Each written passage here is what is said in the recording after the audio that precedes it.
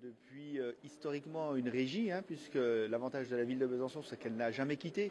ce secteur public, malgré quelques tentations qu'il y a pu y avoir dans la début des années 90. Aujourd'hui, on développe un certain nombre d'éléments qui me semblent importants. C'est la préservation au niveau de l'ensemble de nos captages, avec une évolution importante, parce que je pense que ça fait partie de cette gestion publique de gérer dans le long terme. Ce n'est pas qu'une histoire de tarifs, même si nos tarifs, j'y reviendrai, sont relativement intéressants, mais c'est surtout de préserver, d'avoir un avenir à l'intérieur de notre eau, un avenir à l'intérieur de notre assainissement, pour que, je dirais, l'ensemble de nos générations qui vont nous suivre soient fiers du travail qu'on a pu réaliser. Donc une gestion publique, pour moi, c'est une gestion du long terme. Ça permet de pouvoir répondre aux besoins immédiats de l'ensemble de la population sur les tarifs, sur la qualité au niveau de l'eau, mais c'est surtout de pouvoir préserver l'avenir, parce que je crois qu'il va falloir, le jour où on partira, laisser, notre environnement le plus intéressant possible. Concernant les tarifs,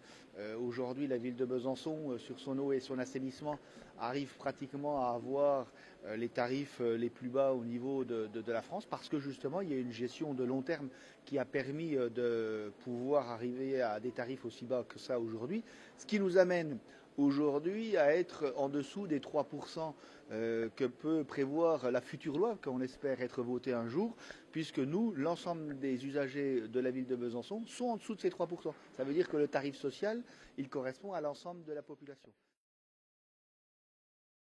Mais on a décidé d'aller plus loin, puisqu'on s'aperçoit qu'un certain nombre de familles, et tout particulièrement les plus modestes, continuent à consommer un certain nombre d'eau en bouteille, alors qu'on a une eau d'une excellente qualité à un prix très intéressant. Et je dirais que les prochains objectifs qu'on va réaliser, qu'on va mettre en œuvre dans les prochaines semaines et dans les prochains mois, c'est justement d'être au contact de cette population pour pouvoir la rassurer par rapport à la qualité d'eau. Et on va avoir un certain nombre de travail avec le CCAS de la ville de Besançon, tout particulièrement dans nos épiceries sociales, pour pouvoir rassurer cette population. Le simple fait de pouvoir se passer de bouteilles en plastique, d'eau minérale, etc., sur une année, ça correspond pratiquement à la facture complète dans l'ensemble d'un ménage. Donc on voit bien que là aussi, il y a un objectif pour que les gens puissent avoir une eau de qualité au niveau de l'environnement et au niveau de l'ensemble des tarifs.